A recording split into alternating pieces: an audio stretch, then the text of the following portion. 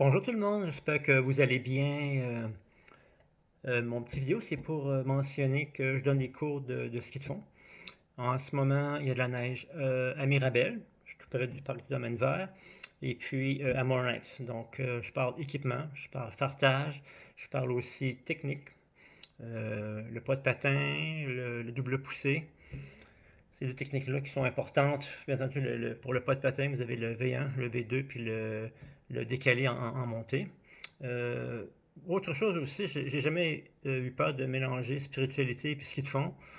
Je pense que c'est le seul endroit où je suis vraiment libre.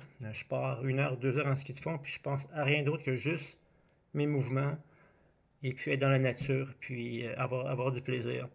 Donc, je lisais dernièrement, j'aime beaucoup je me tire des cartes, les mayas. Et puis, il y avait une phrase qui m'a marqué, c'est l'hésitation. Comment je peux dire? L'hésitation, c'est un manque de détermination. Ça veut dire que dans la vie, on doit faire des choses, mais on ne les fait pas souvent parce qu'on a peur de représailles ou de ci ou de ce que les gens vont dire. Mais vraiment, quand je vais skier, j'ai des phrases comme ça qui viennent, puis je trouve ça intéressant parce que c'est naturel, c'est pas forcé, puis les bonnes choses nous arrivent éventuellement. Les mauvaises choses moins, mais les bonnes choses arrivent. Donc, c'est un petit côté spirituel que j'ai jamais eu peur de mettre dans ma vie. Puis, je le mets aussi dans mon ski de fond. Inquiétez-vous pas, je parle pas des mayas quand je donne mes cours de ski de fond. Tout est clair et net, là. Donc, j'ai l'expérience. J'ai fait des compétitions dans l'armée à un certain niveau. Donc, je m'y connais un peu dans ce domaine-là. Donc, ça vous parle, laissez des informations. Vous pouvez me communiquer par email, par téléphone, pour avoir des détails et tarifs sur mes cours.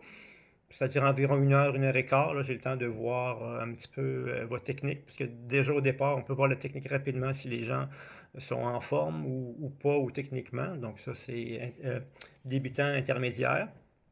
Puis moi, je donne des conseils sur comment faire le mouvement le mieux possible. Puis aussi l'adapter à notre condition physique. On n'est pas des champions du monde, donc on n'a pas toujours la technique. Donc juste le fait d'avancer, d'avoir une bonne technique, après ça, on fait les correctifs si nécessaire.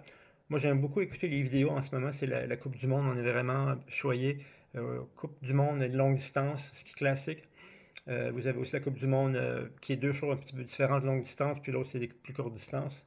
Donc là, il y a beaucoup de techniques intéressantes voir les athlètes. C'est sûr que là, eux sont au maximum. Là. Cette technique-là, c'est des gens qui font ça à temps plein. Donc nous, on n'a pas cette technique-là, sauf qu'on peut toujours faire des mimiques. On peut toujours imiter ce qu'ils font. Donc ça, c'était intéressant. Donc, en ce moment, beaucoup de vidéos.